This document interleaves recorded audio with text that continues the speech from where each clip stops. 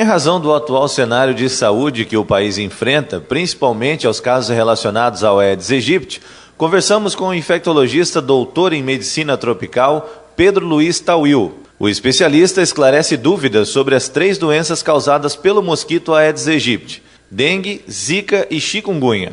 Primeiramente, doutor, muito obrigado pela sua atenção para com a gente, obrigado pelos esclarecimentos. Pois não, tudo bem, obrigado. Inicialmente, doutor, qual a diferença entre a dengue, o zika vírus e a febre chikungunya? Olha, dengue e zika são produzidos por um tipo de vírus chamado do gênero flavivírus. E a chikungunya é transmitido por um vírus de um outro gênero chamado alfavírus. Do ponto de vista clínico, a diferença entre elas é pequena. Elas são muito parecidas. Então, por exemplo, o caso típico mais comum, dengue, é acompanhado de uma febre abrupta, febre alta, acima de 38 graus, acompanhada de dores de cabeça, principalmente atrás dos olhos, dores nas juntas, dores articulares, então, dores musculares e também pode aparecer um vermelhidão no corpo, um exantema. Bom, esse é o típico de dengue. Há as formas clássicas, porque pode ter dengue com formas hemorrágicas, isto é, ter sangramento pelo nariz, ter sangramento pela gengiva, sangramento digestivo, enfim, pode ter sangramento já nas formas mais graves. O chikungunya, a característica do chikungunya, além da febre, são as dores em múltiplas articulações. A gente chama poliartralgia. É muita dor e que essas dores são tão intensas que as pessoas não podem se mexer, se deslocar, realizar suas atividades habituais em geral. E pode durar muito tempo. Não é o comum, mas algumas pessoas ficam com essas dores por até mais de ano. Terceiro, zika. A característica do zika é, primeiro, a febre é baixa ou não tem febre. Tem uma característica de um vermelhidão no corpo, mas com muita coceira. E um vermelhidão dos olhos, nos olhos também. Pode ter dores articulares e pode ter também dores musculares.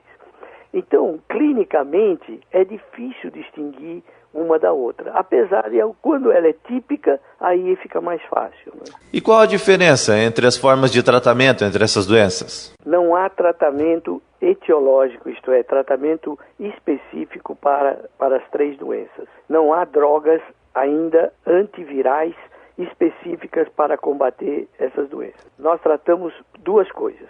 Tratamos os sintomas, isto é, está com muita dor, analgésico, está com febre, antitérmico, enfim, aquilo que a pessoa sente, está com muita coceira, dá um antihistamínico, um medicamento para tirar a coceira. Agora, a característica, a única dessas 3 doenças, é preciso se fazer tratamento específico, não para o vírus, mas para a doença, é dengue, que você precisa ingerir muito líquido, muito líquido. Então, isso é fundamental, beber água ou outro líquido, cerca de 3 a 4 litros por dia.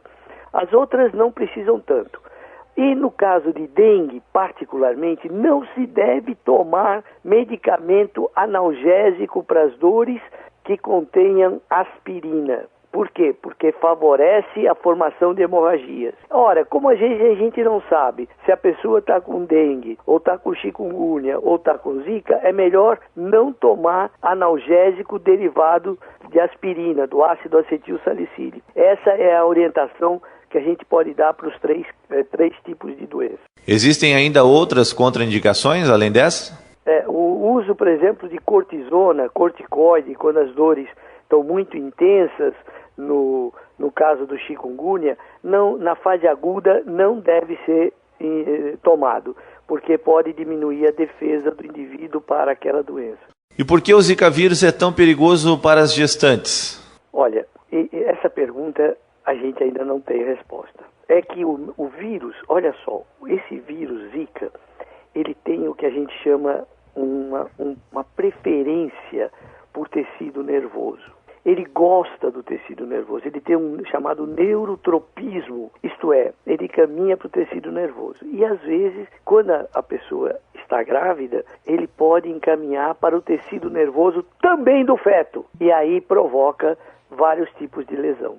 Embora ainda desconhecida, já há uma segurança quanto às formas de contágio, doutor? Como a que a mídia vem divulgando gradativamente nessa questão do Zika vírus, como a saliva ou relações sexuais, por exemplo? Olha, com relação à saliva, ainda é temerário, não há provas. Em relação à transmissão sexual, nós já temos 2 casos confirmados e outros em investigação nos Estados Unidos, de mulheres que não saíram dos Estados Unidos e que os maridos tiveram em áreas, os companheiros tiveram em áreas com circulação de Zika e que elas apresentaram a doença sem ter saído dos Estados Unidos e por meio de relações, provavelmente com meio de relações sexuais com o marido que teria estado nessas áreas. A transmissão sexual foi detectada também, essa semana saiu um relato de um caso na França e um caso na Argentina. No caso da França, o homem teria estado no Brasil e no caso da Argentina, o homem teria estado na Colômbia. Então, alguns casos parecem confirmados de transmissão sexual. Isso é uma novidade para os vírus chamados flavivírus, porque nunca nós tínhamos ouvido falar de que flavivírus poderia ser transmitido também por via sexual. E essas doenças, tanto a dengue quanto chikungunya ou zika, elas possuem efeitos diferentes em crianças ou idosos? Olha, em crianças de baixa idade e idosos, o dengue é mais grave, pode ser mais grave. Então, dessas doenças, o dengue particularmente pode ser mais grave em crianças pequenas e pessoas de extremos de idade, né? Pessoas mais idosas. As pessoas que já tiveram dengue mais de uma vez, ao constatarem novamente a doença, elas começam, na maioria das vezes, a se automedicar. Essa atitude, como em toda automedicação, ela é errada, doutor? O problema é o seguinte, a pessoa que tem dengue, como nós temos 4 sorotipos de dengue, e cada vez que ela tem dengue, ela fica protegida contra aquele sorotipo, mas não contra os outros. Ora, uma pessoa, portanto, pode ter, até o momento, pode ter até 4 vezes dengue. E cada vez que ela tem um novo episódio de dengue, o risco de ter forma grave aumenta. Não quero dizer que vão ter formas graves, mas a probabilidade de ter é maior. Então, é preciso que na segunda, terceira ou quarta vez, os cuidados sejam mais bem observados. Então, é preciso que haja um acompanhamento médico, porque pode-se detectar os fenômenos hemorrágicos que são gravíssimos e que favorecem até o risco, colocam em risco a vida da pessoa. E é sempre bom enfatizar que essas 3 doenças podem matar, né?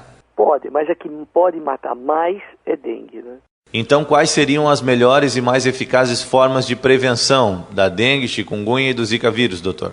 Olha, veja bem, não há vacinas ainda disponíveis. Nós temos uma que foi liberada contra a dengue pela Anvisa, mas que ainda não está disponível para uso. E é uma vacina que apresenta algumas vantagens, porque ela reduz formas graves e reduz, por conseguinte, internações, mas ela não é usada, não é recomendada para menores de 10 anos e para maiores de 45 anos. E ela também não protege igualmente contra os 4 sorotipos. Protege mais contra o vírus 3 e 4 e menos contra o 2 e 1. Bem, mas para as outras, para chikungunya e para zika, ainda não tem vacina. Como também não existe tratamento específico, o único momento em que eu posso atuar para reduzir o risco de transmissão é o mosquito, o vetor. E para isso, nós temos que ter ações de governo e ações da população. Essas ações, esse mosquito é de difícil combate, é muito difícil combatê-lo. Ele tem uma capacidade de adaptação muito grande, ele pica durante o dia, ele adora sangue humano.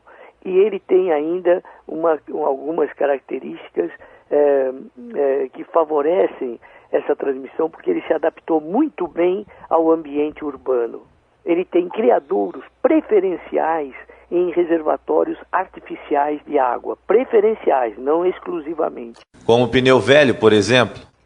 Esse daí é o preferido, porque é um recipiente escuro, de fundo escuro, e que acumula água limpa, né? Então esses são criadouros tão preferenciais que são usados como armadilhas para capturar mosquito quando a gente está fazendo projetos de pesquisa. Então eliminar o pneu velho de casa, tirar a água dos pratinhos de vasos de plantas ainda são as melhores formas de prevenção? No momento é a melhor forma de combater essas doenças e por meio da redução da densidade de infestação desse mosquito. Porém, há outras maneiras. Por exemplo, mulheres grávidas, além de combater mosquito, deve também usar repelente nas partes expostas, para evitar o contato dos poucos mosquitos que ainda existirem com ela.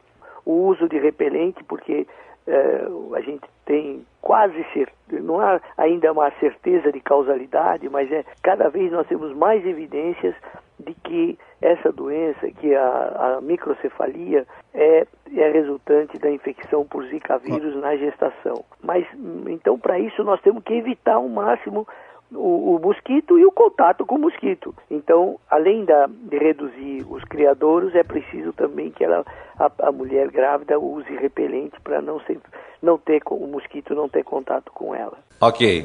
Infectologista, doutor em medicina tropical, Pedro Luiz Tawil, muito obrigado pelos seus esclarecimentos. Eu que agradeço. Muito obrigado. Um abraço.